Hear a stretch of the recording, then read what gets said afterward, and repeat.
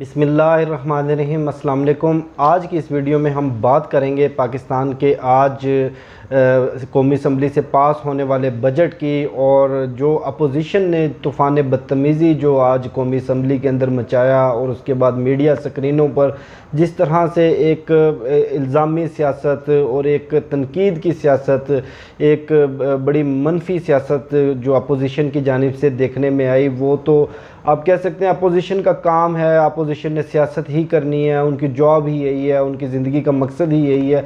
लेकिन इंतहाई अफसोस के साथ कुछ हमारे सोशल मीडिया एक्टिविस्ट जो नाम निहाद लिबरल्स हैं, जिनकी तहरीरों को हज़ारों लोग पढ़ते हैं, उन्होंने जिस तरह से आज सारा दिन सोशल मीडिया पे फ़ेक न्यूज़ का बाज़ार गर्म रखा, जिस तरह से उन्होंने चंद फ़ेक स्क्रीन शॉट्स के ज़रिए पाकिस्तान के रियासती इदारों और पाकिस्तान के दिफाई बजट को खुसूसन निशाना बनाया, उस पर मैं लाजमी बात करना चाहूँगा। सबसे पहले अपोजिशन के सवाल का जवाब, अपोजिशन के इस इल्ज़ाम का जवाब कि इमरान खान साहब जब से आए हैं, जब से वो वज़ीर आज़म बने हैं, उन्होंने पाकिस्तान को तबाह व बर्बाद कर दिया है। हमने पाकिस्तान को भरा हुआ ख़जाना दिया था, हमने यहाँ पर दूध और शहद की बहती हुई नहरें छोड़कर गए थे। उस पर थोड़ा सा बात कर लेते हैं कि इमरान खान साहब को क्या मिला, और आज के आइंदा माली साल के बजट में उन्होंने कौम को क्या दिया।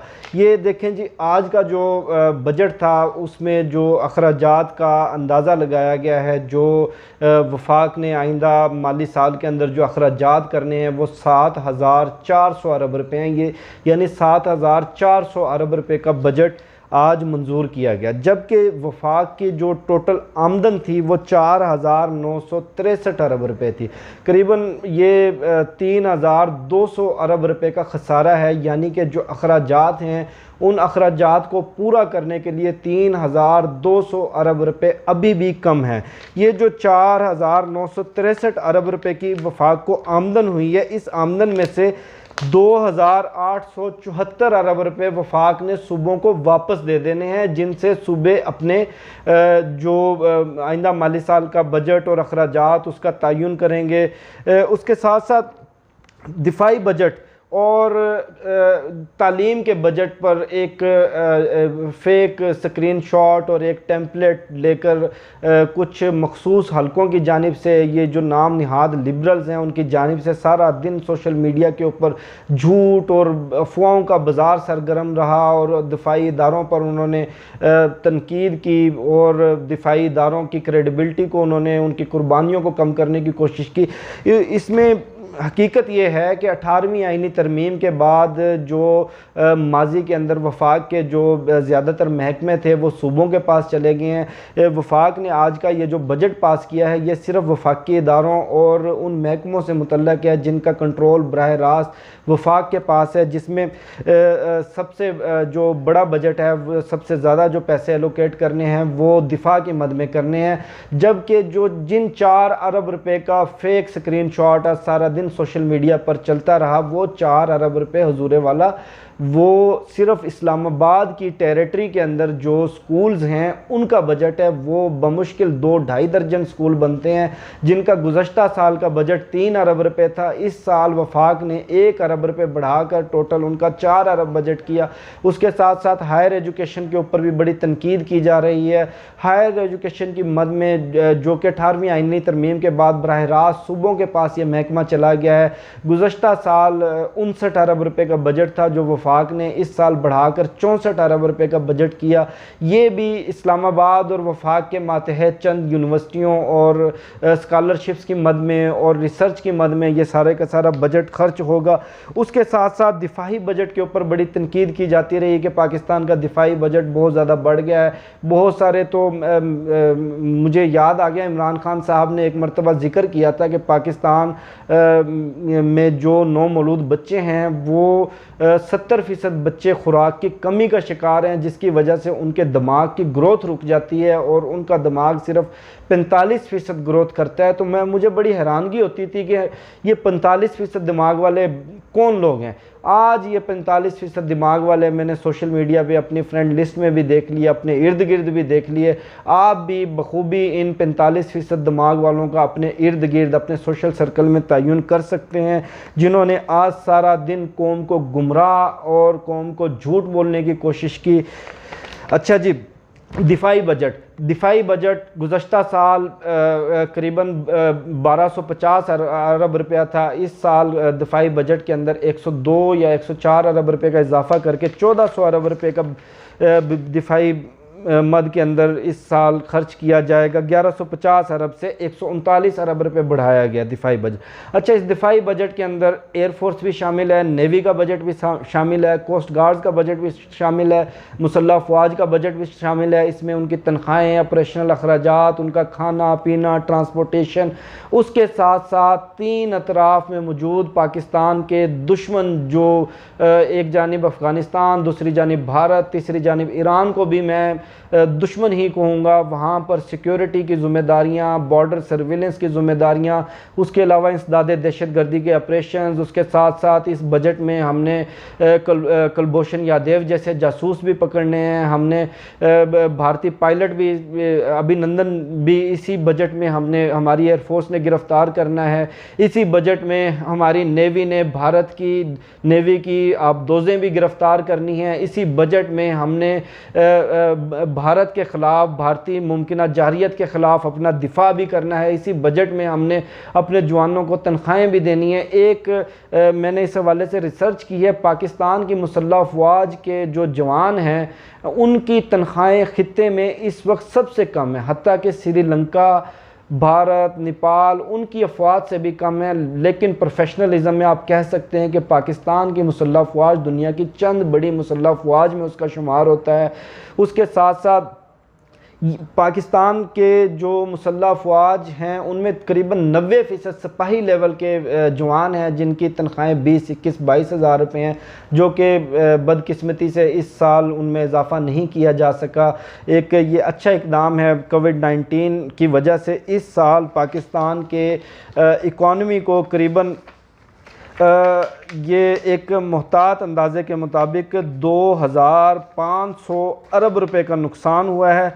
1400 अरब रुपये इस साल हमें रेवेन्यू शॉर्टफॉल का सामना है। जो हमने टैक्स कलेक्शन करनी थी, उस टैक्स कलेक्शन के अंदर 1400 अरब रुपये का खसारा या 1400 अरब रुपये कम वसूल पाएँ। उसके साथ साथ आपको बड़ी हैरानगी होगी कि ये लिबरल और ये नाम निहाद जो दानिश्वर हैं, ये दिफाई बजट पर तो तनकीद करते हैं, हमारी इकॉनमी का जो सबसे बड़ा जो डिज़ास्टर है, सबसे बड़ा जो मसला है, सबसे बड़ी जो बीमारी है, वो गैर मुल्की कर्ज़ों के ऊपर दिए जाने वाले सूद की मद में जो हमारी इकॉनमी को दीमक की तरह चाट रही है, उस पे ना तो कोई ये नाम निहाद देसी लिबरल आपको बात करता नज़र आएगा, ना ये नाम निहाद दानिश्वर उस पर बात करते नज़र आएंगे। आपको हैरानगी होगी, 7400 अरब रुपए के बजट में से 3200 अरब रुपए हमने उन गैर मुल्की कर्ज़ों के सूद की मद में अदा करनी है जो इन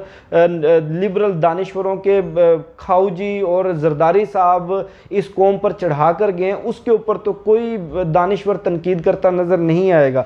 उसके साथ साथ हमारा जो सरकारी मुलाजमतों के पेंशन और तनख्वाहों की मद में जो हर साल रकम रखी जाती है वो 750 अरब रुपए है। ये टोटल मिलाकर 7400 अरब रुपए के हमारे अखराजात हैं। 4700 अरब रुपए की हमारी आमदन है। 3200 अरब रुपए का हमारा बजट खसारा है जो अल्टीमेटली हमने बैंकों से लेकर पूरा करना है। उसके साथ साथ हर साल हमने 3200 अरब रुपए सूद की मद में अदा करने हैं। वो सूद जो मुस्लिम लीग नून और पीपल्स पार्टी के नाम निहाद जमहूरी लीडर्स ने इस कौम के सर पर चढ़ाया है।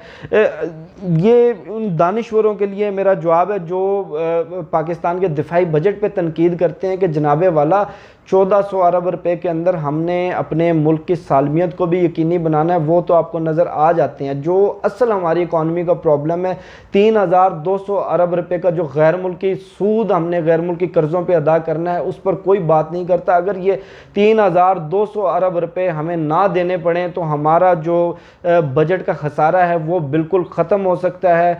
हम पाकिस्तान के अंदर 500 इंटरनेशनल लेवल की यूनिवर्सिटियां बना सकते हैं, 200 बड़े अस्पताल बना सकते हैं, हम करीबन 1.5 करोड़ लोगों को बराह रास्त हम हर महीने 12,000 रुपये सास प्रोग्राम की मद में उनके अकाउंट में जमा करवा सकते हैं।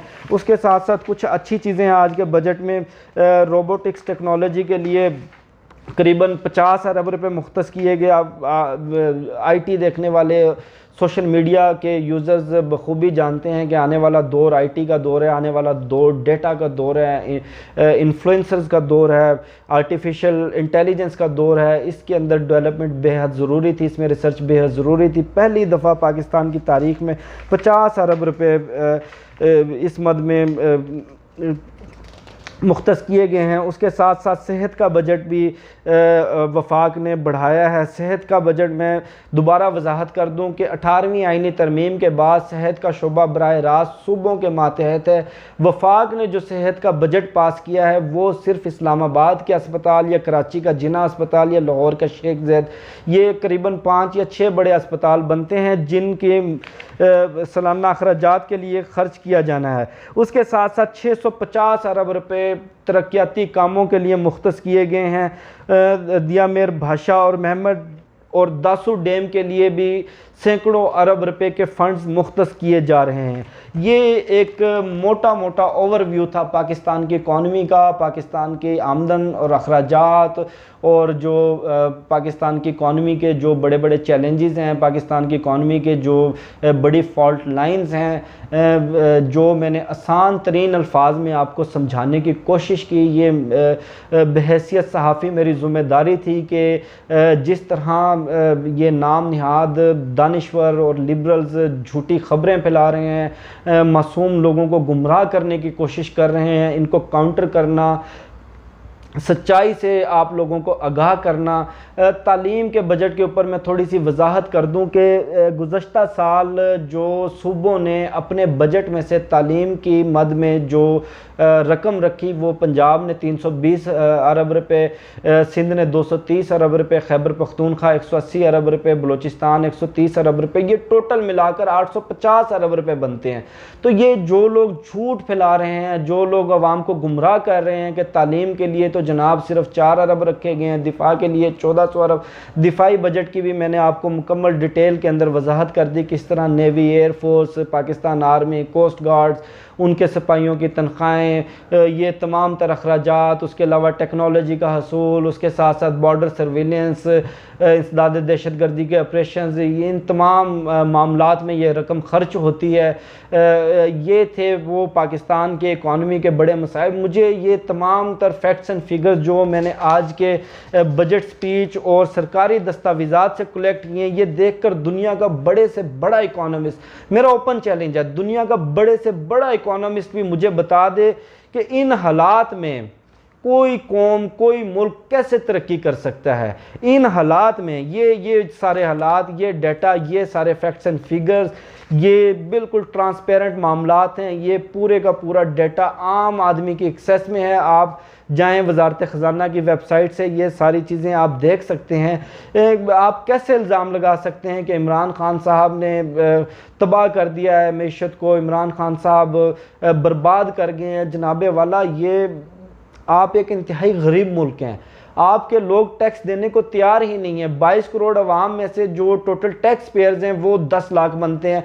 10 लाख में से भी 2.5 से 3 लाख लोग अपना टैक्स रिटर्न फाइल करके जो उनकी टैक्स से ज़्यादा उन्होंने रकम दी होती है वो वापस ले लेते हैं। आपकी जो टोटल टैक्स कलेक्शन है वो 4,200 अरब रुपये है, आपके अखराजात 7,500 अरब रुपये हैं। तो कैसे चलेगा ये मुल्क?